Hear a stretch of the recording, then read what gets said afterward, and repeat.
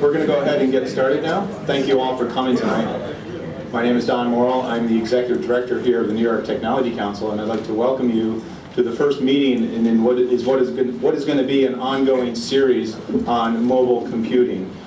We expect to have 4 to 6 such events throughout the year. We've got a great program leader that I'm going to introduce you to in just a minute, so I hope you enjoy this inaugural mobile computing event on tablets. I'd like to, of course, thank our 2011 sponsors, EisnerAmper, the accounting firm, Google, I think you know who they are, TGP Associates, Verizon, and Information Builders are our organizational level sponsors for 2011, and we really appreciate all the support that they give us.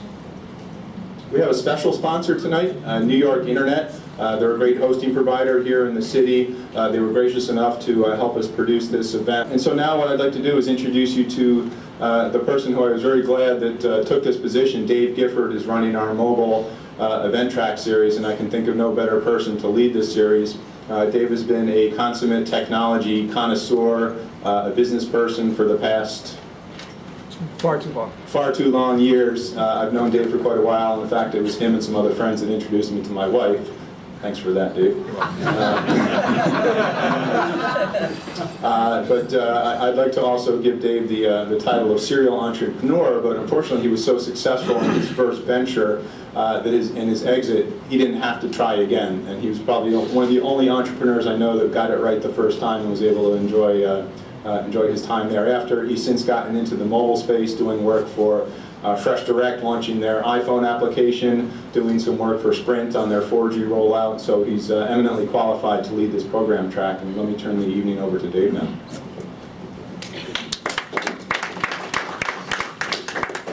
Thanks, Don. Thank you very much. I'm going to let you on the secret, which is that this is the first time that I've done this kind of a presentation before, so we're getting a few flubs along the way.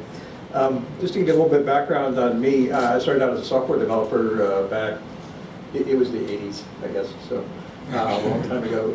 And since then I've been a technology strategist and also a digital accounts person for digital advertising as well. I did found one of the early digital advertising firms that was acquired by WPP during the bubble. And since then, I've worked freelance for both design firms such as Fraud Design, as well as for Organic and Schematic and some of the other digital agencies that are out there. The idea of mobile goes back to the sort of feeling I had back in the 80s when I first started programming, and I was excited by the kind of connection that computers were able to make for us. I think all of us have had this experience of seeing an enormous amount of change, an enormous amount of excitement about the way that different kinds of technologies have affected the way that we as individuals communicate with each other, the way that we express ourselves. And as we've moved into yet another kind of revolution with this new form factor, which has realistically only been out for about 18 months, it's attracted my attention. I think there are a lot of things that are terrific about it. The way that it is useful to express this incredible digitization of the media that we all have. I know a number of you from the publishing industry. The way that it has connected so directly with the explosion of social networking, this way in which mainstream people, not just geeks like myself, are able to communicate with each other, with their families, and with people that are close to them, the communities of interests that they have. When Don asked me to start a mobile track, I was fascinated by the mobile space because it has had the highest adoption of a new technology that we've ever seen in the past 18 months. The numbers are actually extraordinary, and I'm going to flip on a little switch here and give you some data slides about that. And the question that came to my mind is this something new? Is this just a smaller version of what we've been doing? Or are we taking computers because of these new form factors that we have into a new context and using them in new ways? Is it going to affect the way that we interact with each other? Or is that sort of a faddish notion? Is it really just that we have smaller and lighter computers to work with? So the kind of core topic that we're going to address today is, why a tablet? Why not a smartphone? Why not a light laptop? And why now? Why are we adopting this technology in such numbers right at this moment in time? I'll also show you a slide or two of data about how that uptake has happened and when it's happened. We've literally had 18 months and almost 10% of the population of the United States is carrying a tablet. It's kind of crazy. So thank you, Don. Thank you, Bill. And especially thank you to the panel that's here. They're going to do most of the talking. And I'd like to give them a chance to introduce themselves as well. And I asked them this question before we got started, but I'm going to ask them again now.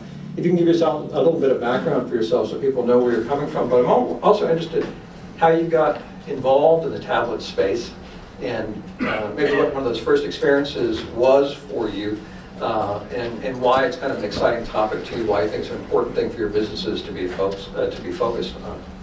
Mike? Sure. I'm Mike Haney. I'm a former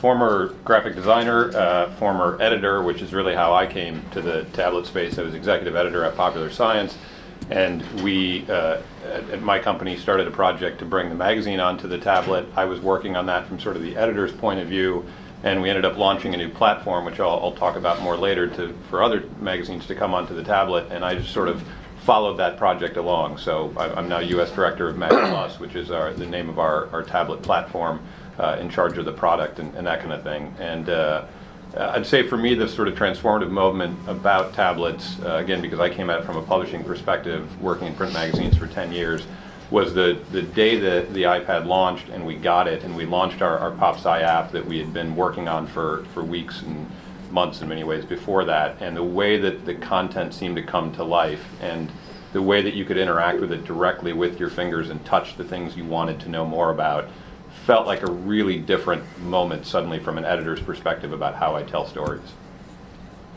Hi, I'm Mike Shields I'm senior editor at DIGIDAY, and I've been covering the media and advertising business for roughly 8 years. Before that, I was in the agency business myself, and so I've been covering the iPad's effect on media and advertising since it launched. I remember having the conversation with colleagues when we were first covering the iPad launch, and at that time there was a lot of the chatter was like almost disappointment among Apple lovers that it's just a big iPhone, blah blah blah, and we were trying to figure out what the big impact was going to be in the media business, particularly magazines were extremely excited at the time about it, and we were saying, well, it's going to be years before it makes it big. Maybe they'll sell 3 million this year, and it'll be, that's what percentage of the population. That's not going to be a big deal at all. And obviously, I think we were trying to be contrarian at the time and thinking it wasn't a big deal, and we're obviously way off on that one. But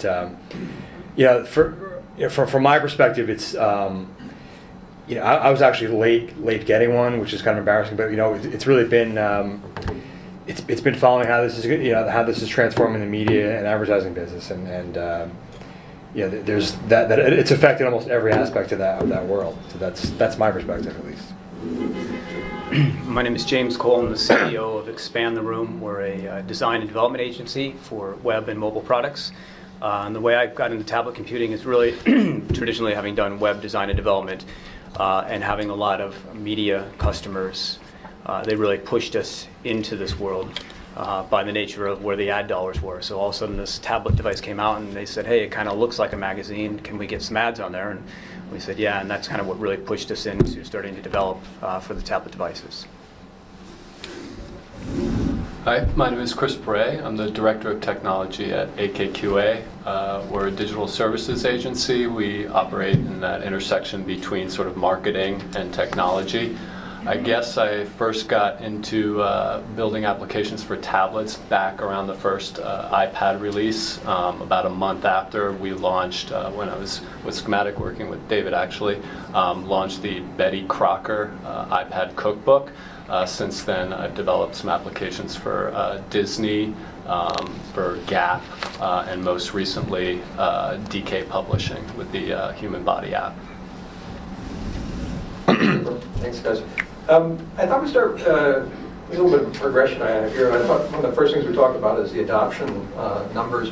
There's a slide here that shows this growth from September and December of 2010, the iPad 1 launch, to today. You can see we've doubled from 4 million to 8 million tablets, 3.9% of the internet consumer group, which is what this looks at.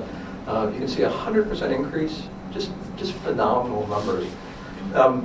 In 2006, I was working a bit with Sprint, and the tablet device that they were talking about was a tablet from Nokia, very much like a smartphone device, about yay big or so, kind of just not entirely useful, kind of a Wi-Fi thing. They were looking at it as a 4G device. A couple of people were carrying a Windows Vista, kind of a tablet computer that maybe did a little bit of handwriting and so forth. What happened with the iPad? What's your opinion about why that curve just took off with that product? Is it something to do? I'll let you guys talk about it. Just opinions about that. I'll jump in since I'm on this side. We'll just move nicely down the aisle.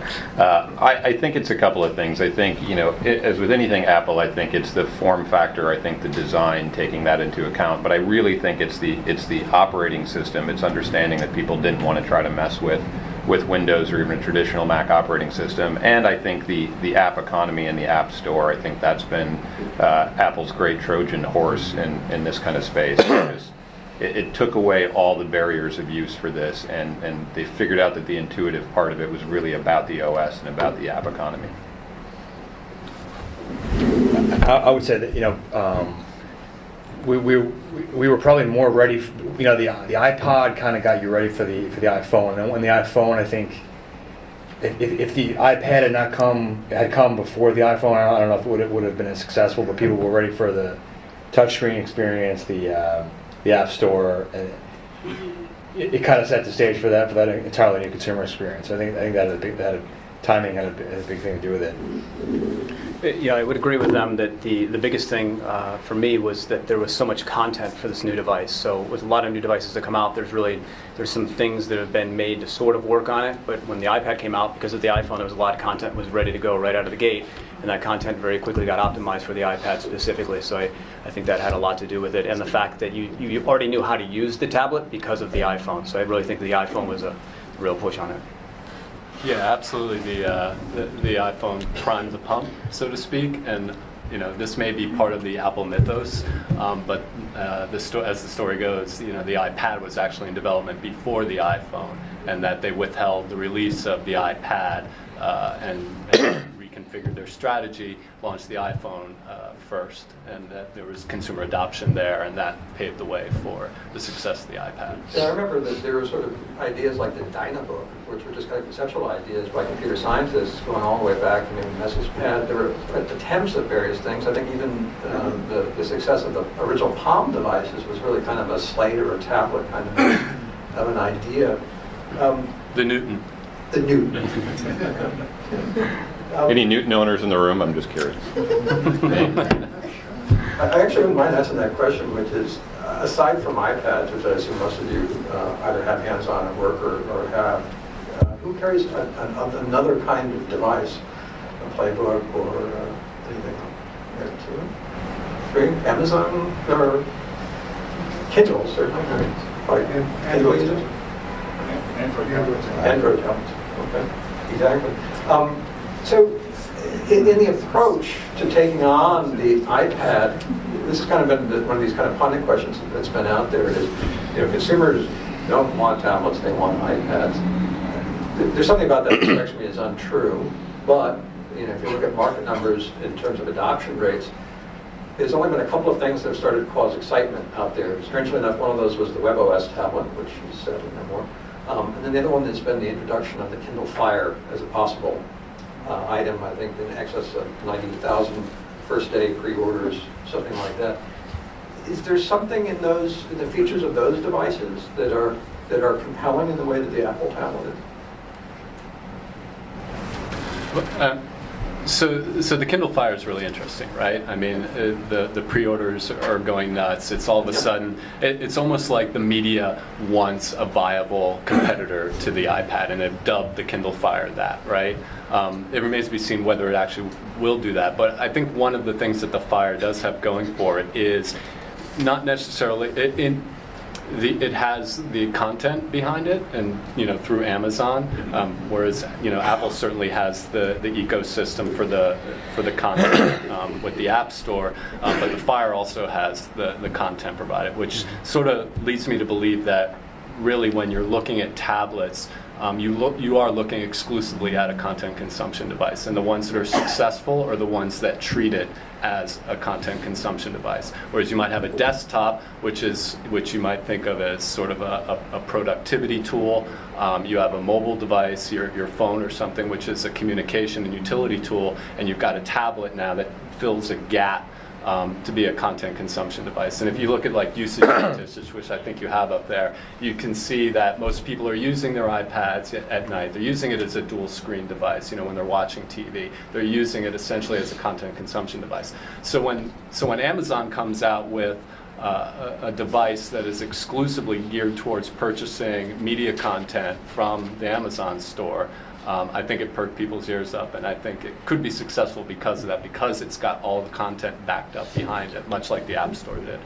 Right. And Amazon also has a lot of consumer equity with the Kindle. It's not the same thing with people. Kindle owners love their Kindles already, so they've already got it. They've already kind of got a track record, which I think probably helps them.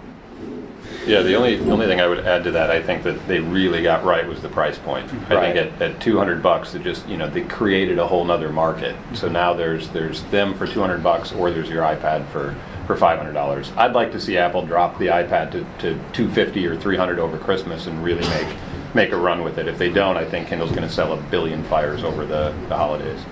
I also think the Fire's not trying to compete directly with the iPad. So to your point, it really has found a new market, and I think it's based on mostly the price point and then the content availability. So maybe from the perspective of content, I know you guys are largely about what goes on to the devices. Are you looking forward to being on more than iOS, or would you rather that it was kind of a straightforward, very fixed platform that you had to develop and create tools for? From our perspective, it's kind of a mixed question. When we were building our platform initially, we assumed it was going to be a very broad market with lots of different tablets, and it's been a blessing for us that it hasn't, because it means we can focus on one device, one ecosystem, one set of rules. As much as we may or may not like Apple's rules, at least we know what they are most of the time. But from the perspective of our clients, magazines and publishers, seeing success, the broader the market, the better. So I'm really excited about the Kindle Fire for that, and because of the ecosystem behind it. And I would be happy if those really become the two sort of platforms that go on, rather than a really diverse marketplace, at least right now. Just from a development point of view, obviously the more devices, more platforms, it's good for business, but it also makes things challenging when you need to have them work for multiple devices. Even looking at the Android things, there's iOS is nice because there's one set of rules, but Android, lots of different versions, and that makes it difficult.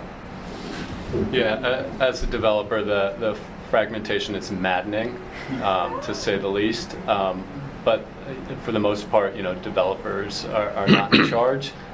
We react to consumer demand, and frankly, I don't think the consumer really cares all that much whether or not they're on the latest version of Honeycomb or the iOS, or which one they're actually using. I think the differences in the consumer's mind are slight with regard to the technology, the actual specifics of the technology. So we go where the consumer demand is, and we'll develop for whichever device takes the lead. How about the idea of dealing from a content perspective with just sort of two distributors in the world, Amazon and Apple, as gateways to media? Completely aside from the idea of the technology of the tablet, is there a hope maybe that we can open up, that people would open up that market and provide other channels of media? Or do you think that just sort of the ease of use and all that goes along with that tablet, that's really going to lock people down, and books are going to come from Amazon and B&M, and music's going to come from Apple? Do you see that as a problem or something that can be solved? Do people care? I mean, really, you do see a lot of noise in the press, mostly the tech press, about, the restrictive platform, this and that, or, you're getting all your content from one place, but people go shop at Walmart, don't they? And that's sort of a one-stop shop, right? Why not Amazon, or why not, the App Store, the Apple App Store? I just don't know. I think there's a lot of noise is made about it because the Amazons and the Googles and the Apples of the world are so big and so prevalent in our minds. I honestly think that the company that makes it easiest to get your content is, and the most pleasant experience to get your content, is the one that's going to win out. I would say that if you're looking from the perspective of the content companies, they definitely want a viable a viable number two. They don't want to have to live and die by Apple. So I think they're especially around magazine companies, they're very excited about the fire. In music, I know will be happy to have somebody that isn't as strong as Apple in their world. So.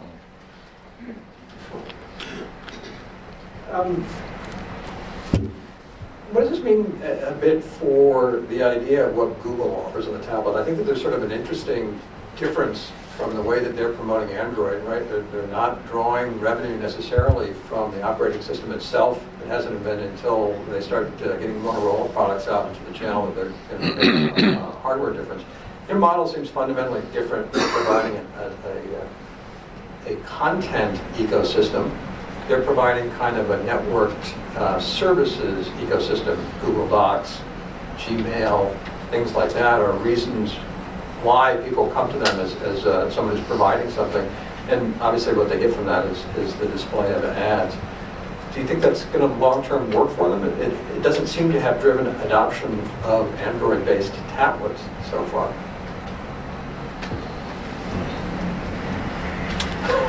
I don't know the answer to that question. I mean, are you asking, is the question, why hasn't there been an adoption of Android-based tablets? Is that really the sort of the essence of the question? Because it's a lot of things. Is that another way of approaching this question? You guys have said a couple of times that you think that the ecosystem and the access to content, the ease with which that's done, is one of the powerful things that drove the iPad adoption. And I'm wondering if access to where I'm leading is we're going to take a look at a slide here about the way people are using these devices. And I'm wondering whether or not the Google offer of a lot of services, a lot of connectivity as the main features that they offer in bundling with their operating system is something that is legitimately going to drive people using tablets. Yeah, so again, I go back to, the idea of the tablet mostly being a content consumption device, and that's just a very broad generalization, but for the most part, people are using this to consume content. So the utilities that Google provides might not necessarily be the thing that drives people to an Android tablet. I think ultimately in the end it's the content that drives people to a tablet, and certainly the form factor of the tablets have a lot to do with it. I mean, the Apple products are sexy and everybody wants them, so there's something to be said for that, whereas and it's a brand that creates a lot of desire in people, where maybe some of the other brands that are producing tablets don't have that cachet. So I think that's part of it as well. So this is the slide that Chris had referred to. This is a review of how people are using tablets, and I can show you another one here that's going to show a little bit of a breakdown about where people are using tablets. I buy the notion of digital content being readily accessible and being a great thing that drives the adoption of devices. I got my iPod Touch, and I've gone so far as to watch movies on it and that kind of stuff. Is the tablet driving different activity, different patterns of content use, different kinds of areas for people? I think one of the takeaways that some folks here might be interested in is where can they look for opportunity that is opening up because of the difference in the form factor or difference in the device? It's about differences. I kind of had an answer, and then I looked at this chart, and play video game is really low on there, That's right. which shocks me, although I'm thrilled to see that reading is bigger. I think we haven't yet entirely figured out how the answer to your question, to my mind, is we don't yet know how this changes. I think we're seeing a lot of the traditional models, traditional magazines, traditional video, music, etc., making its way on this tablet because, as we've said, people want content there. How it's different in this environment, this touchscreen environment, this more intimate environment, somewhat portable environment, I think we're just starting to figure out, and I think it's going to be largely informed by that next slide. It says, okay, most people are using this while they're watching TV, so what kind of a two-screen, ecosystem can we create or utility can we create for them? But I'm curious, actually, if anybody else has more insight on this, because I feel like this is one I don't really know yet. Yeah, we've been writing a lot about the whole co-viewing or social TV phenomenon that's being driven by people sitting in front of the TV with their iPads, and that's everything from people just using them to tweet or go on Facebook during game, during the Giant game, or that's you're starting to see a lot of television companies getting into programming for that experience, whether they're like it's for Glee or Bravo shows, they'll have like community stuff for tablet users during the actual episodes of shows, and they see this as a way to actually improve TV ratings or be a little DVR proof, because it makes everything an event. I think it was during the last year when the Knicks were in the playoffs for about a weekend maybe. MSG Network actually programmed for during breaks in the game. They had original content on just for tablet for iPad users, and now you're starting to see ESPN try that with college game day. I think there's going to be and there's a lot of advertising opportunities that come out of that. I think we're kind of on the cusp of a really big trend with social TV, driven by tablets. It's interesting. Have you guys started to get feedback about it? I mean, it seems each time we start something new, like when we started doing web advertising or web marketing stuff, the first phase of adoption was people kind of playing and figuring it out, like what made sense to them, like whether you want the tablet next to you while you're watching the Knicks game or not. You think we're still in that phase because it's so early with the tablet form factor? People are maybe engaged in a bit of play with the devices just to see where they fit into their lifestyle? Yeah, absolutely. And although I don't think this is just a fad, I do think there is still a lot of excitement around it. And one of the questions I have is that when the battery on your iPad 2 dies, how many people are going to replace it? Are they going to buy a whole new tablet or not? I do think there's still a lot of excitement around this. And in terms of specific content, a lot of the content we have now is just being adapted for these devices. Some of it's being created for these devices. Is this just another format change that we go through all the time, or is there actually going to be specific content for iPads? That'll be interesting, but I think it's too early to know any of that yet. Yeah. This was that slide we talked about, this distribution of time usage. And this is the one that got me. You had spoken, Mike Haney, about it surprised you that gameplay was a little bit less of an activity on the tablet. And I think the big thing for me has been a shift in the tablet being a device that I choose to use, that I actually devote time to using it. I'm in bed, I'm reading a book, I'm with the tablet, as opposed to it being, if you can see here with the smartphone, a lot of that is time spent commuting, time spent waiting for something, kind of it's break activity, or interstitial kind of activity. Do you think that's true for the tablet necessarily, that it really is something that people are committing time to, or making time to spend, like you spend time, like I'm going to sit down and watch some TV and sit down with a tablet? It does seem to be that way. I mean, the statistics and things I've seen is that mornings and evening are the big time when people are using these. So it would suggest that you're going home, you're getting dinner, and then you're sitting down with your tablet, clearly while doing other things. But that could just be at the instruction of Apple from that brilliant marketing campaign they did. But I definitely think it's much more of a warm consumption device. And again, the future will be interesting to see how that plays out. I know that some of the work that you had done, James, was about, in context a little bit of using devices, say, in different kinds of places. Like, do you want to describe some of that? I mean, those seem to be different contextual spaces. Sure. Do we want to go through those slides? Yeah, let me shift you over to your keynote, and I'll show you the clicker here for you. Okay. So what am I doing with this? That just goes forward and backwards. Let me switch you over. Oh, okay. You're talking. Okay. Siri next. Frankly. Great. All right. So the name of our company is ExpandTheRoom. So we're starting to see people, I mean, we've talked quite a bit about using the tablet in conjunction with other activities and as a second screen. So here's some work that we just worked on for the NHL. This is their mobile app that they just put out. There's 3 different versions of it. There's a live version, a premium version, which costs money. I'm sorry, there's a free version, a premium version, which costs money, and then a live version where you can actually watch live games. And this experience, this is sort of the pre-game, which you would be seeing before the game is actually going on. You can see that you can check in, you can get the stats of the matchup, and see all the stats about the game that's going to be coming up. During the game, you could be either watching live video, or you could be using this device here, or this screen, which is the game tracker, which is visually plotting out exactly what's happening in the game. Each of those colored dots represent a hit or a shot or a goal or whatever it might be. So you can get a visual view of the actual game, or seeing people use this as they're watching the game.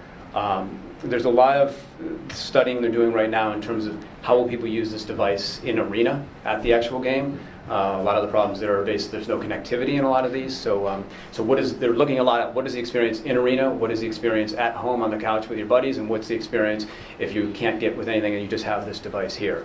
So if you don't have any other, then the live video is really nice. I should say that we did this in conjunction with the development partner New Lion, who has this streaming video capabilities. So this example of the NHL. Another example where people are using this, where you might not think about it, is this is another one for the NHL that's measuring the speed that a puck is shot. So what it's doing is it's actually taking audio cues. So it hears the puck hit the stick, and then hears the puck hit the boards, and measures that, and then calculates the time. Does that work? Hockey fans, obviously. It works, yes. Here's another example of how this is actually in development right now that we're doing for a TV network. And this is, through audio recognition software, is again listening to the TV and then allowing, in this example here, we're doing it for a bunch of different shows for the network, but in this example here, it's allowing the user at home on the couch with the device to basically become the third contestant in the game show. So you're actually able to play right along. The device hears the TV and allows the player at home to enter theirs, so they're just part of the game show. Another one we're working on for ESPN right now. This is really leveraging the radio content, both live streaming content, as well as the archive content. This app here will allow you to go through, and it will become more intelligent about what you like. So you come in and you can set up that you're a New York Yankees fan, and it will give you a certain set of content. Then you can thumbs up, thumb down the content, and it will tailor that broadcast to you and get smarter as the more you use the app. And just a couple of slides here of some of the work we've done in publishing, some stuff for Us Weekly. The top one, Celebrity Fit. Actually, the experience starts in the magazine, then drives you here to the actual app, where you can get workout tips from celebrities. The bottom one here is a shopping platform that Us is developing. And the final slide I have here is some work we did for Departures magazine, which is again starting content that started in the magazine, driving online. This is a city guide, which will allow you to experience a city with this tablet. So starting to replace traditional tour guides and things like that. Great. I think one of the things that strikes me about the presentation that you give is that we've been talking here somewhat about passive content. The idea that largely that we're doing a lot of reading, watching Netflix video, that kind of thing with the tablet. All of these are somewhat experiential, right? Mm-hmm. We did see in the slide there about the various times in which people are using devices, is that they are often used as a second screen for television, right? That maybe the people are doing two different things at one time, but maybe they are, as Mike was saying, engaged with the program and also being social about what the program here is. These, such as the city guides and so forth, seem to be about shaping an experience that they're going to be doing rather than this kind of passive content consumption. How is the reception been? Do people seem to be engaged by these? Do you have some feedback from that? Yeah, absolutely. I mean, the NHL app, I just got some stats earlier today, and it's 100% over in terms of downloads year over year, because this app existed last year, and the revenue is up some ridiculous number of 764%. So people, now I don't know what the revenue was last year and what it is this year, but it could have been $1 last year. But I mean, there's definitely an adoption, and people are starting to get more comfortable using this as part of the experience.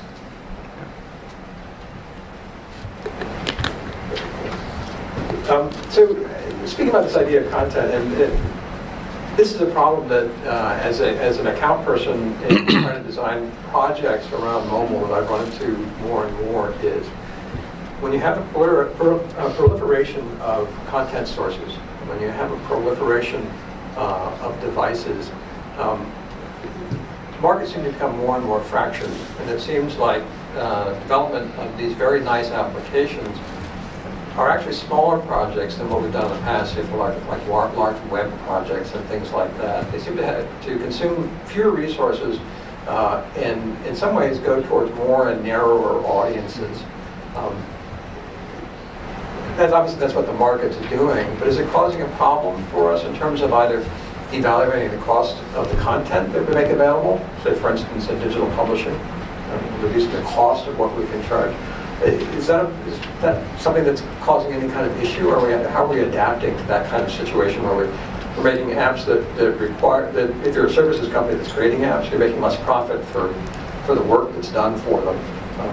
And for people that are producing digital content, because you're getting some more fractured kinds of audiences, more narrow audiences that are on tablet devices as opposed to other kinds of ways of consuming the content, is that a smaller market that you're trying to cater to? How are you guys facing those kinds of problems?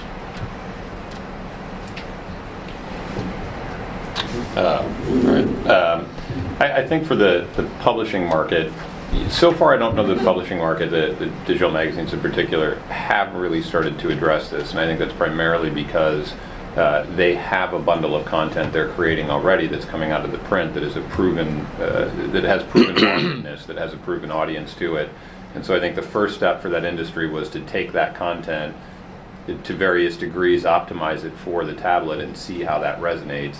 And there's some successes and some failures in there, but I think that I think there is a real opportunity in targeting audiences on these kinds of devices, not just tablet but mobile as well, that magazines in particular I think will be very good at doing, because what they do already is deliver curated content to targeted audiences that want it. I mean, most magazines are sort of, news weeklies accepted, are sort of serve a vertical or serve a very particular niche. So I think it'll just force them to think more about how they narrow that content in, and then certainly on the production side, how they change their processes of creation to be able to serve various markets on various devices and still be profitable about it.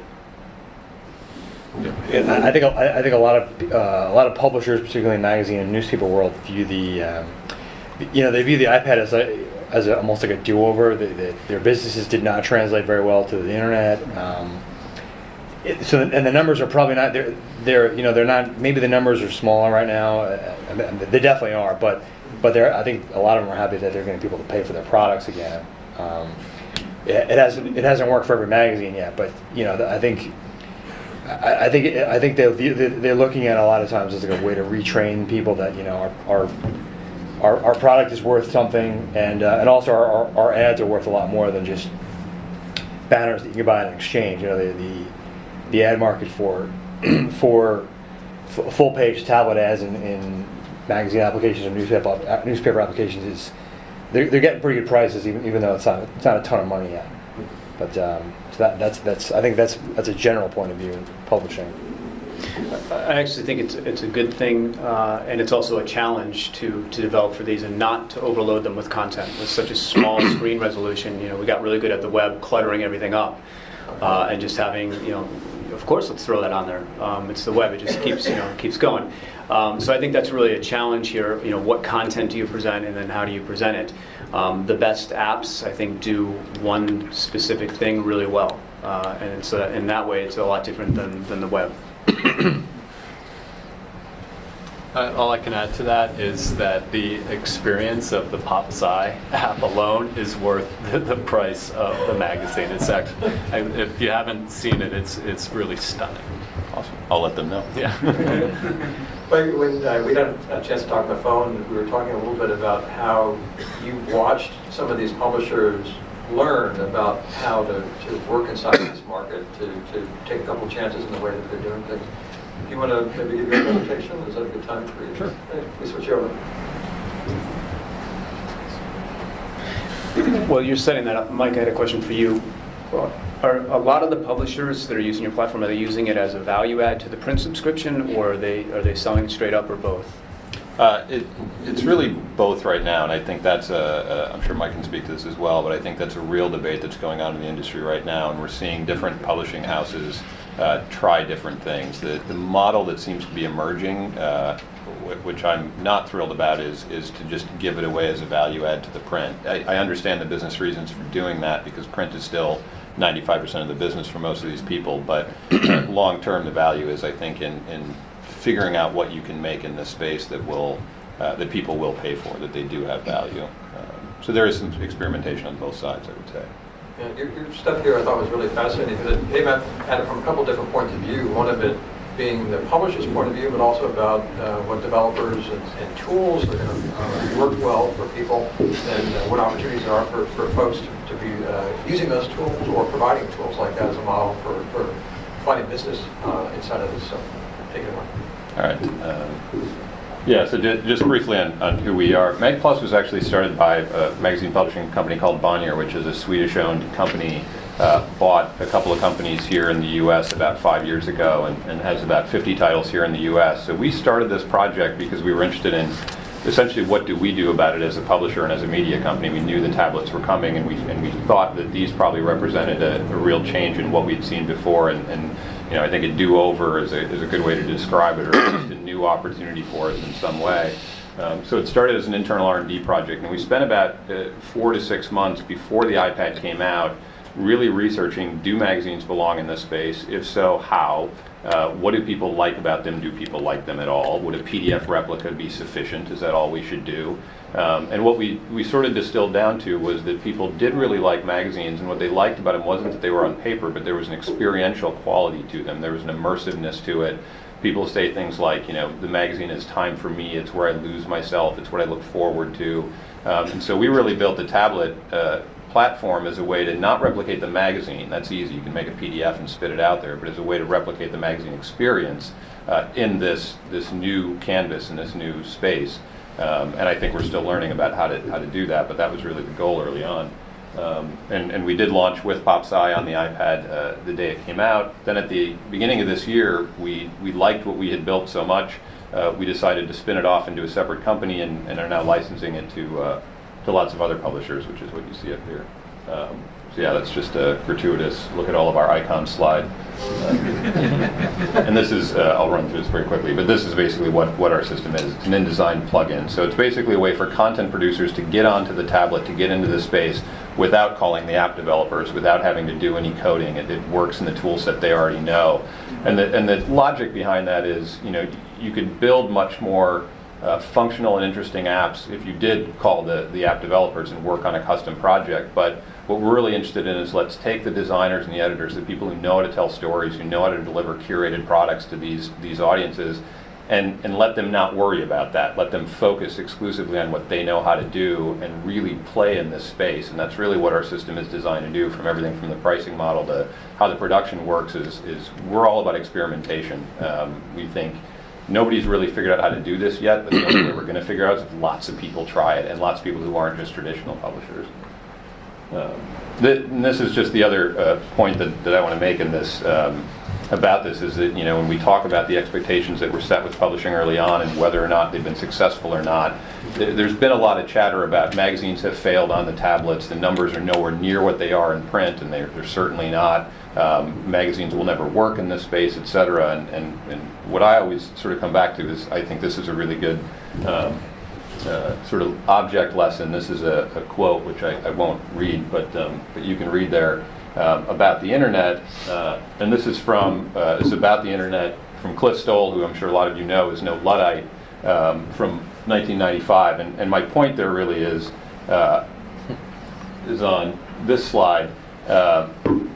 If this is the sort of trajectory of where we're at in this space, like the internet in 1995 or perhaps even earlier, I would argue we're right here. We don't have any idea yet how people are going to use these devices, how they're going to fit into their lives, how much this is going to replace traditional computing that we have, or TV consumption, or mobile consumption. We're still very much at the age of experimentation, so to suggest that something has failed or not, or succeeded yet, I think is way too sort of early to talk about that. So just a couple of quick examples here. To this point about creating things sort of specifically for the device and not just taking a print over, this is a really interesting app that's still available out in the store. American Photo Magazine did a special feature in their September issue around the photographers of September 11th. It was a really compelling piece. It was their stories and their words.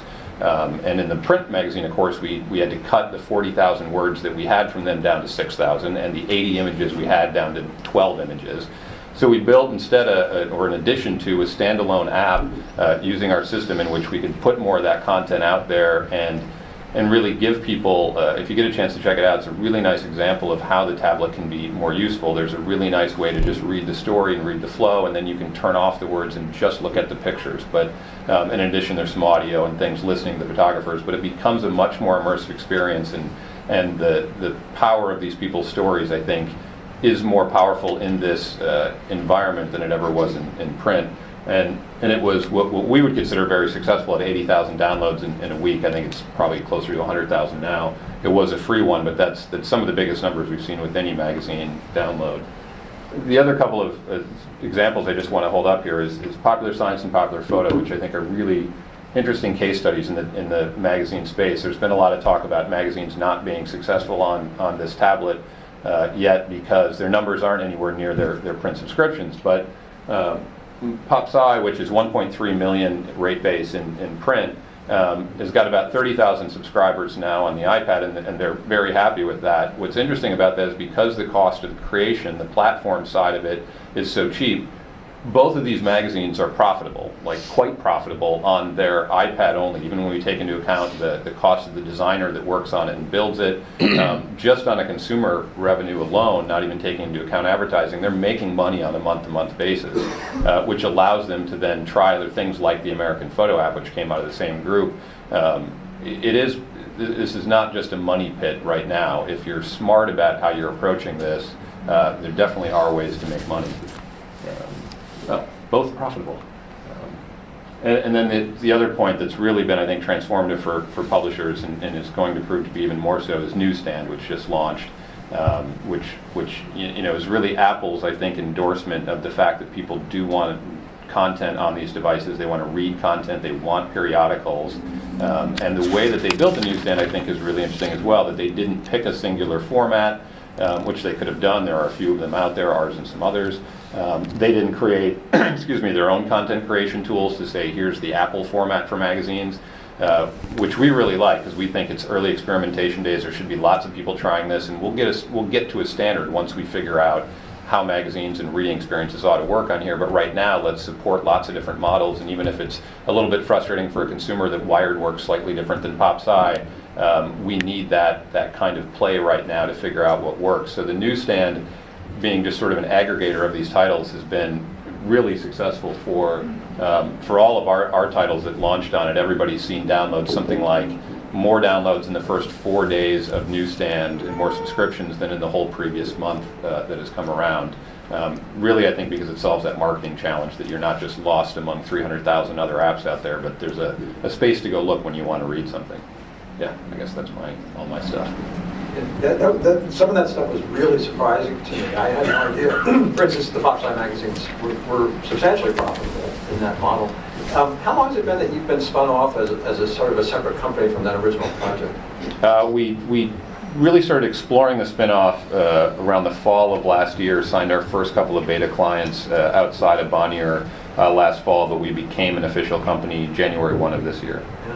I like this idea that you had spoken about, that obviously we're really early stage here. I think at the beginning of our conversation there was some talk about how, well, this content ecosystem is really what's driving adoption of the tablets, but some of what you're saying is, I don't know yet. There's a bit of a feedback loop of looking at how people are using them, how they're playing with them, trying out different things.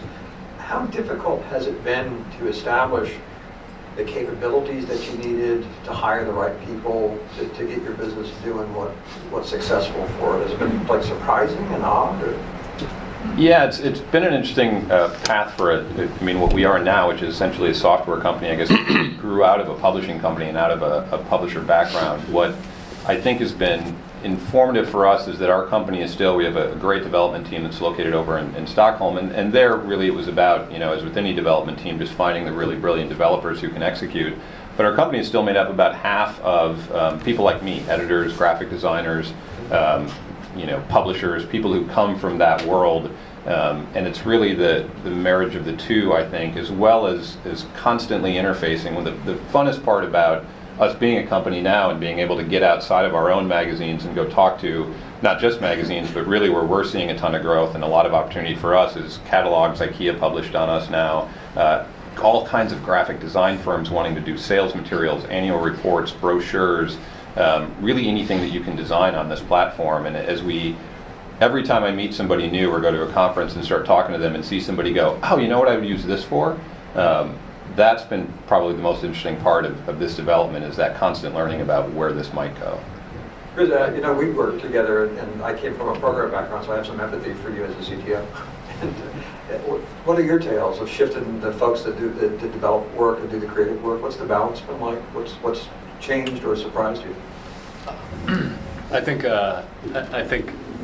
one of the early things that happened was UX and designers needed to become familiar with the platform. They were used to thinking in terms of home pages, right, navigation, things that they grew up and were familiarized with, and the types of things that they would design were more about web-based desktop kinds of browsing. So there was a pretty steep learning curve for UX and design, I think, when particularly, starting with the iPhone, first of all, and then moving it into tablets. For developers, it wasn't that big of a leap. It was just another language, right? There's dozens of them, and there's hundreds of platforms and thousands of libraries. Developers are used to new things coming out all the time, but it was a paradigm shift, I think, for a lot of designers and UX folks to sort of wrap their brains around, it's an application. There's toolbars, there's tables, the kinds of things that are built into the iOS framework that they had to learn the language about, right? Not the programming language, but just the nomenclature and talking about it and things like that. I do have a question regarding the in-app purchase stuff. Amazon did an interesting thing with their Kindle iPad app, right?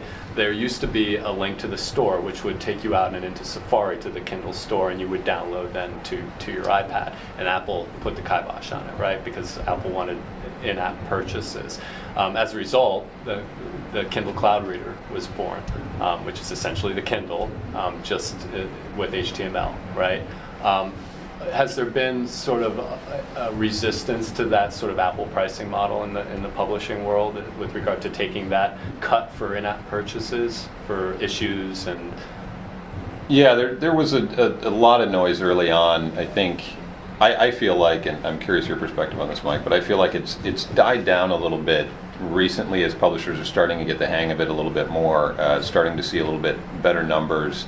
One of the publishers has said to me a few times that giving somebody 30% sucks, but in the print world, it's not like it's free to distribute either. If we look at what it costs to get things out to newsstand, is awfully expensive, and for the ease of use that single button credit card already on file, are you sure? Yep, I'm sure, and boom, it's there, is worth that. I'm sure they'd like to pay less, but what I say to publishers is it's just a different world, and your business model is just going to have to adapt. What I think will be interesting to see, and we're just starting to get this turned on a little bit in our system and in others, is that Apple now has allowed publishers to sell digital subscriptions on their own website as well as in the app. And they took away an early pricing restriction they had. Initially they said you can only charge the same amount you charge in the app. Now that's gone. So a publisher could actually charge 30% less on their site to sell that iPad subscription. I think it'll be really interesting to see how publishers fare with that. They've gotten awfully good at marketing and selling things through direct mail and the web and all the other channels. I think this is going to be a real test of their marketing to see if they can drive people there and keep all that revenue instead. Yeah, definitely the 30% thing, nobody loves that, but it seemed like the big hang up was when Apple wouldn't once they finally agreed to give publishers some data about their subscribers and kind of own that relationship. That seemed like to be the biggest sticking point. That's where all of a sudden the standoffs kind of calm down.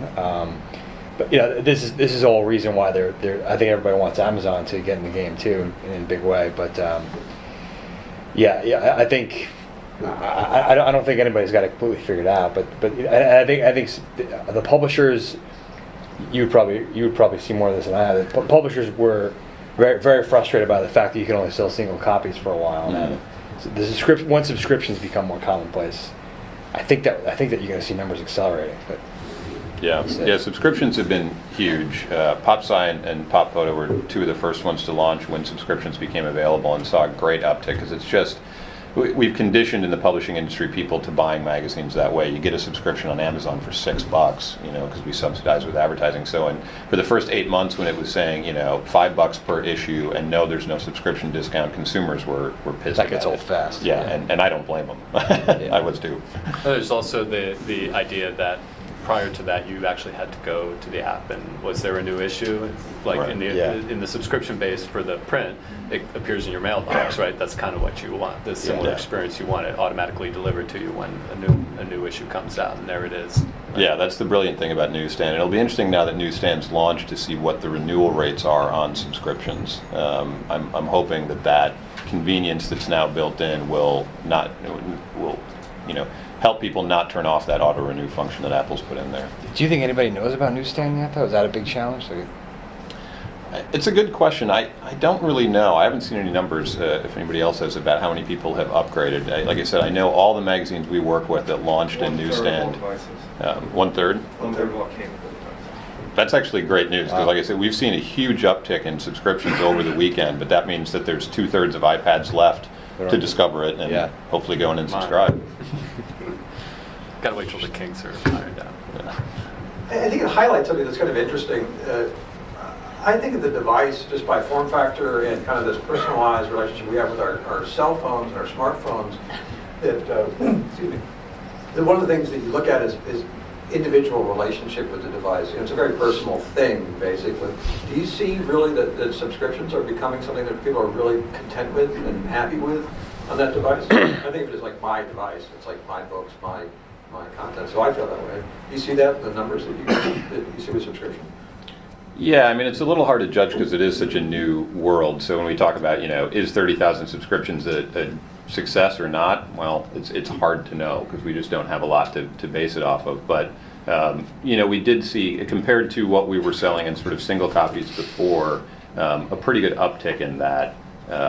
I think that it is. I think that I feel like a subscription model is, for content, is probably more where we're going, and that's really just based off my own behavior, the fact that I'm happy to pay Hulu every month for a subscription because I like what they offer, and I could see more media companies moving more creatively in that direction. One of the things that PopSci and some other titles are going to start trying are sort of different tiers of subscriptions. So you can get the print magazine and the digital for one, or you can get the print magazine, the digital, and access to events online or paywall content online for a different subscription price. But essentially playing with that model of, subscription is really just a loyalty fee in some way. It's to say, I like this, I want to go ahead and pay you to have it keep coming to me.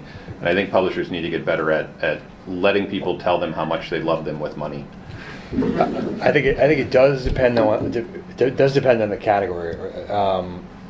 Like you've seen, this is a small example, but the Sporting News was charging for their app, and they bagged that recently, and they're going totally free and open. And I think their insight is like sports fans are going to pay for fantasy and gambling stuff. They're not going to pay for sport news. There's too much out there. We need to embrace that. And you've seen similarly with the Daily News Corp's iPad-only newspaper that it's I guess the last number was they have like 120,000 subscribers, which is not awful, but compared to a lot of local newspapers, it's not even that great. And I think they've struggled in a lot of ways, but one big reason is their content isn't that compelling to pay for it. It's too general news. Yeah, I know there's like just uptake as a novelty piece, but then it really hasn't had growth. Just to translate that idea of relationship and subscription, I know you've done some brand stuff, Chris, like in apps that are created around brand. Is it just a really obvious thing that well-known brands, well-respected, good relationship brands get a lot of traction for their apps? I don't think that's always the case, right? I think that brands try and create apps for numerous reasons, and a lot of it might be app envy, right? We're a big brand, we need an app, but it doesn't always translate well. There's the tablet, again, is a different form factor. It's a different kind of device. People use it differently. They don't necessarily want to engage with some of the brands that we work with in an app. They prefer engaging with them on the web or on Facebook or socially or through whatever other campaign they have going on. I think, we work with Nike a lot, and I think one of the things is that, Nike.com is for selling shoes, and the Nike suite of apps, sort of the activity apps and the lifestyle apps, are for selling Nike the brand, right? So you have to be very careful when you're drawing the distinction between the kind of content or the kind of experience you're providing for a brand on an app, as opposed to the kind of thing that they might find on a website. Very cool. It's about 7:30, so I thought we would shift over to a Q&A kind of a mode. So if you guys want to take a moment or two to answer some questions, and we'll let Don move around. First down the gate. I have to ask this question. What are your guys' thoughts on OnSwipe? Are you familiar with OnSwipe? Really? No. I think it's, you go ahead and explain. You'll explain better than I will what it is. OnSwipe, so I'll try and speak without any bias. OnSwipe is a platform for all sorts of publishers, including all of WordPress, that turns normal publishing websites into an app experience using HTML5. Yeah. There's some slight user experience differences. Yeah, I think it's, wait, are you from OnSwipe? Okay. Nice try, OnSwipe. VC investor? No. I think it's really interesting. I think to my mind, that we talk a lot about that because obviously it's certainly in the same space that we operate in. I think of it, although I'm sure there are differences, I think of it in the same category as a Flipboard in some way, although there the content's being pulled from your social feeds, or now a lot more publishers. Zeet, Site, I never know how to pronounce that, AOL Editions, which I think is really interesting, Google Propeller, which is about to launch. I think it's fascinating as an old magazine guy that the web is becoming magazine-ified, and what's really interesting for me to watch is the interpretation of these various companies about what it means to magazine-ify this content, whether that's about putting it in a curated bundle, which is kind of what Editions is doing, is here's your daily dose of content that's coming to you, or whether it's Flipboard, which seems to think that the only thing you need to make it a magazine is to have an animation of a page flipping. Nobody seems to yet to have picked up, and I think from what I've seen, OnSwipe is closest to this, picked up on the designed aspect of magazines, how much the magazine experience is about really beautifully designed pages about the spatial relationships between the words and the pictures, and now the other elements that are on there, and how all of that goes into the consumption of and the telling of a story.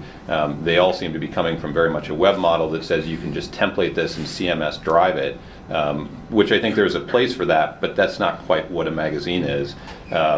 I think it'll be really interesting to see what the publishers do with this as well. And that's something, like I said, we talk about a lot, to say these things come out, and if they are very successful, what's our role, being more of an InDesign base, to really sort of believing in that design fidelity and being a different kind of creation thing. But ultimately, it's all good for publishers. I mean, the more spaces you can go out into, we're about creating content. Like, the more places you can deliver that to, the more experiences you can give. Let the consumers decide, and put out a Propeller, a Zeet, and an OnSwipe app, and a Mag Plus app, and see what works.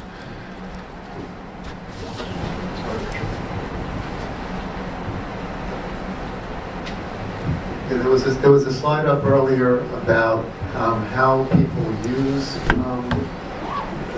tablets, and looking at the different topics like search for information, or read, get email, whatever. And looking at that, what occurred to me, it's the same exact thing I do with a smartphone. It's the same exact thing I do with a desktop or a notebook computer. I didn't see anything that screamed out at me that that's different. The data that I have, and I'm going to provide some links to Don to put on the site for where I got the data slides. There are two companies in particular that have done some great research there. But the big change that I've been seeing is a more focused use of the device as opposed to the smartphone, which is used kind of in break modes. I'm on the subway, I'm waiting for the bank teller to take my place in line, where some people tend to sit down with it. The one that was surprising to me was this idea of the second screen, that it's a device that sits both at the dinner table while people are eating, it sits by people while they're using the television. So those are two things that stood out to me in terms of times of use that were different. There's a little more there's also data that shows that there's a higher level of engagement. In other words, people sit down with the device for longer periods of time, certainly than they do the smartphone, to sort of check in on statuses or very relevant information for what I have to be doing right now, like what's the next turn I'm going to take. That's what the data is showing. That's what I'm seeing. How about you guys? What have you seen? There was a Business Insider report that talked about 40% of tablet users spending 2 to 5 hours a day with the device, and that's sort of an uninterrupted block. I think that's significant. While you may, over the course of the day, utilize your smartphone for 2 hours, I don't think it's in an uninterrupted block of time. I think also there's a difference in usage.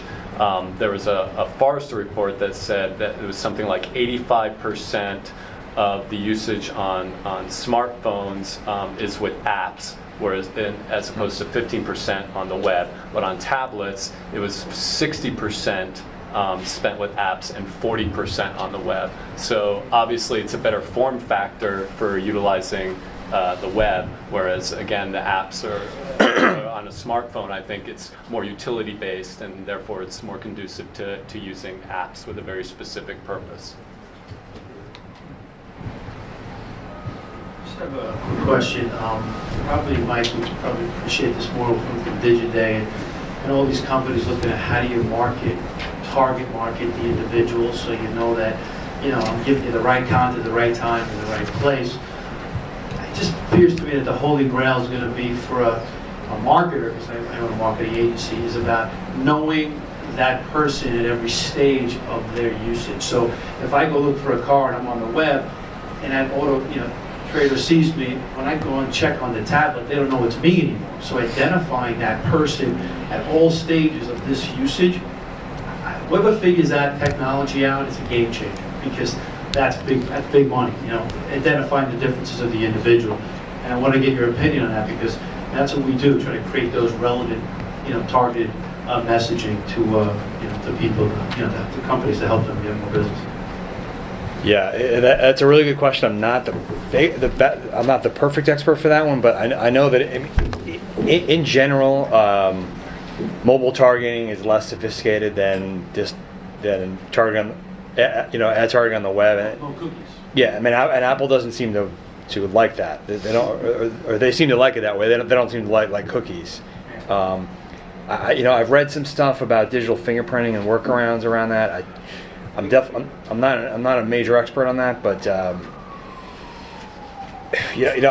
think right now it's a big challenge. I don't have a great answer for you on that. I think the mobile ad market has been. This is a general statement, but it's been less about hardcore behavioral targeting and retargeting than desktop, and it probably will get there, but it's. The mobile ad market, again, a generalization, has been, I feel like, dominated by apps marketing other apps and mobile services, and it's not, big brands are not spending a lot of money there. I think when the money gets more serious, there'll be more of a push to figure these things out. But I don't have a great answer for you.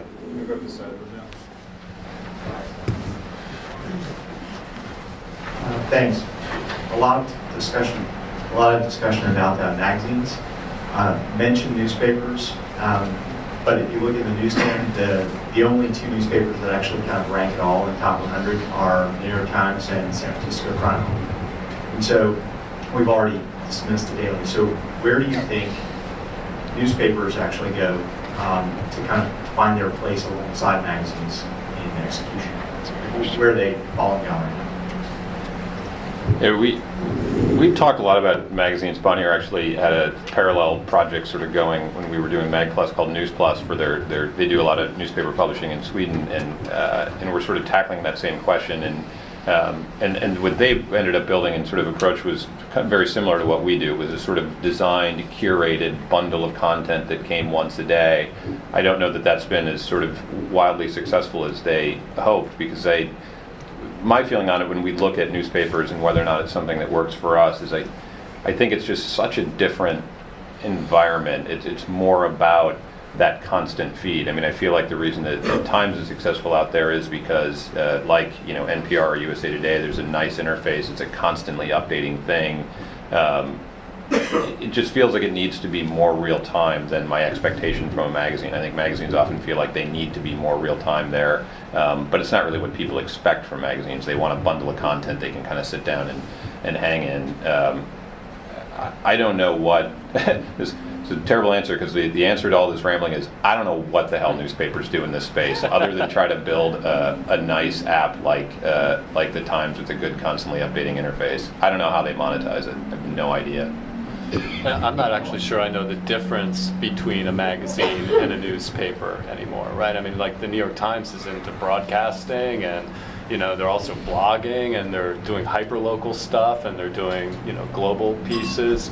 I mean, the only difference, it seems, is the format in which they're produced, right? So magazines come in a glossy 8x11 on the newsstand, and newspapers come black and white, print, and are thick, right? But out on the web, all bets are off, right? It could be anything. Right. Yeah, but I think you make a good point. That people don't. I don't think people read popular science on their iPad and are screaming for like where are the live tweets, like why where are the updates? Yeah, where I think the expectation of the local paper is going to be up to the second. It's a tough question, because that was a big knock on the Daily, that it was closed and a once a day kind of thing, and I think the Times and the Journal do a good job with this. I can't say I can even think of a great local paper that's done an incredible job on the iPad, but maybe I just don't know. I think there are a couple things about the Times design that it's interesting. One of them is a nice balance between this idea of constant refreshment and also like curated lead stories. Like, and basically they leave major stuff up for a day or two, and it's a bit of it's somewhat printed, but it's not like every second there's a new headline here. I was curious to tie together some questions about advertising. This slide struck me, which was the impact of electronic media buys. The digital magazines, the advertising that accompanies them is highly impactful, at least according to this media company that was doing the work on it, as opposed to the web sort of advertising, which is supposedly much more behavioral, much more integrated. For the kind of magazine publishing you're doing, are you following the lead with print magazines for the ads? Is that where the buys are coming from, or is it really a mobile campaigns that people are doing inside a digital magazine? I think the model so far has been much more on the print side, and I think that's a function of both. I think at a lot of media companies, although many are still trying to figure this out, what department the tablet magazine belongs to. Is it the web folks or is it the print folks?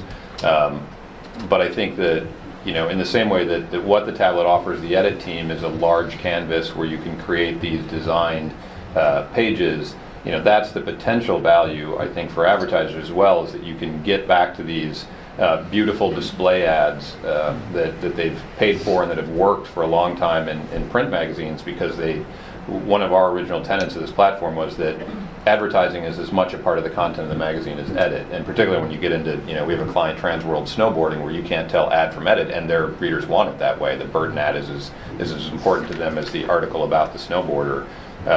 What's brilliant about the potential engagement, we're just starting to see people develop ads specifically for the tablet, is that they're kind of taking that model of doing a big, beautiful display ad as opposed to a little banner or something else like that, but then adding in that kind of interactivity and functionality that you can have because it's digital. And I think that's where, once we get to scale out there and we figure out how to price it, which is the other big challenge in the advertising space, I think there's huge opportunity there. The editorial integrity you get from being part of that content package, the sort of the beautiful display combined with that interactivity of saying, I want to learn more, I want to send you my information, I want to check in on Facebook, etc. Potentially huge, I think, for advertisers. It'll be interesting to see this graph in a couple years, where the word down here you have is interesting, and it is interesting because it's brand new. So I think that's sort of skewed. Yeah, question sort of tying in with something you brought up before, Mike, and I was at Ad Week a week ago, or 2 weeks ago, and there was a presentation with I believe the head of digital strategy for the Times, and I asked them afterwards, how come you guys are giving away 20 articles in the journals when you pay for it? That's web-based and both on the app. And he said there's still a lot of value to the advertising. It's not just promoting their brand. Actually, there's revenue from that he thought was worthwhile. And just as a consumer, when I've been on the New York Times app, it's really just as you said, the ads are beautiful during February, during the fashion week. They're just stunning things from Ralph Lauren. They took the runway shows, and it's really just lovely. So I think there's something about, as you said before, about the experience that can be compelling, that I would never click on something someplace else except on some of these tablets. Just an observation. Yeah, he means me, not you. Yes. I mean, I said earlier that magazine companies think of this as a do-over. I think brand advertisers that are dissatisfied with online advertising definitely see the tablet as a do-over. The ads are far more striking. In fact, during Advertising Week, Yahoo actually demonstrated something really impressive. As many problems as they have, something called living ads that they're just going to. It's going to be part of their tablet reader thing, Live Stand, which has been taking a long time. But they were almost comparable to like in the newspaper in Harry Potter, that's like sort of looking at you and blinks and moves. They combined the beauty of a print ad, but with some elements of motion without being a video ad. They're pretty impressive. So there's a lot of cool stuff, a lot of cool potential in that space. It's a requirement. I was just going to ask Chris, are you guys doing a lot of ad work, the iAd stuff, or interactive ad work? Yeah. As opposed to like the mobile banners and things like that? I think, I mean, in terms of like the percentage work, I think it's spread evenly across, the AdMob platform or a DoubleClick platform and the iAd platform. But yeah, absolutely. Advertisers are reaching out to every single corner of the globe to get their message out. So yes. Yeah, we're talking a lot about big brands like the Times and the main magazines, but I was curious if you're sensing a lot of opportunities for enterprise or business apps for businesses themselves, like hospitals or agencies that want to give iPads to all their employees and have them either do scheduling, like the Tampa Bay Buccaneers, I think, have their playbooks on iPads. And are you sensing like more opportunities? And Mike Haney, are like schools coming to you with their textbook publishers looking to like get into this space and things like that? I'm just curious about the business-to-business or the enterprise solutions. Are you sensing any opportunities there? Or is it just the really big brands that can afford to create this content now? No, it's absolutely that. It's a huge area of growth, and I think we're helped in that by the fact that Apple seems to really be targeting this. They've opened up the enterprise developer program a little bit. They have a sort of B2B app buy model now. They're targeting the enterprise really hard. I think they want to do what RIM did in the mobile space and really make this an enterprise device.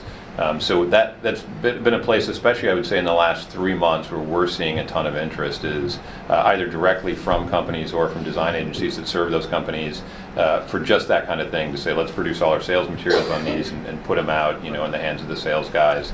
And again, I think as long as the cost stays relatively low for producing that, and the ecosystem is sort of there and easy to do, I think that's going to be huge, absolutely. And you had mentioned education. We did some work for Scholastic, a reading intervention program they have called Read 180, and the new version of that, the tablet's all about that. And we've also done some strategy work for another educational, or another company looking to enter the educational space. And it's all about smart boards in classrooms. There's a web component, and then now there's a tablet component. So that was a really interesting project for us, because it was like, think 5 years out, where are we going to be? And they were strongly thinking there's going to be tablets in every classroom. Let's go, anybody on this side of the room? I'm kind of heavy on this side. All right, let's do 2 more questions from this side of the room, and then we'll wrap up. Going back to the ads we were talking about, are you seeing much integration now with regards to actually being able to purchase something or sign up for something directly from within, like a magazine app? I feel like now when I do stuff, or either a magazine or a newspaper, you click on an ad, it kind of takes you to maybe their web browser, but you're seeing much where, if let's say if I see a pair of shoes in a magazine, that there's the ability for me to almost just click on it and purchase it from within that app without having to go out of it and come back. In terms of the magazine stuff, we're seeing more of the sort of first behavior where it's at least popping up an in-app web browser, which is usually what people prefer as opposed to going out to Safari. I think they're just starting to experiment with more of the e-commerce gets a little bit different because there's more challenges on the back end, and what Apple will allow and et cetera, but at least the kind of direct interaction in terms of giving more information or doing a Facebook like or that kind of thing. I think we're just starting to see that, but I think that's absolutely going to be an area of growth. I think more e-commerce directly from it would be brilliant, and that might be something that Amazon can bring with what they have to, if you could click on, if you could buy stuff from magazines or magazine ads as easily as you can buy apps that want an in-app purchase, I shudder to think how much money I would spend reading magazines. It'd be dangerous. And we're seeing a lot of, there's still challenges there in terms of lining up the inventory and knowing what, if a celebrity's wearing something in a magazine, what is that and where can you get the products. We've done some work around small lists, like we're doing some stuff for Men's Journal right now, which is the luxury list, and all that stuff will be available for purchase, but they know exactly what those products are. When you open it up and it's like, hey, you can buy anything, there's complexities there as well that somebody like Amazon might be able to really help out. Hi, Joseph McElroy, Corporate PA. We're a search marketing firm, and we've had clients in the DR space, and for a number of years they their mobile search or the search from tablets or those things were less than 10%. But over the last year, we've seen an increase, like 20-25% of the landings on their website are now coming from like tablet devices. So this has been sort of dramatic, and we're struggling with how to deal with it. And I was wondering if you have experience with, what is the difference in landing on a tablet device, and different types of searches that seem more specific to what they're looking for and ready to buy.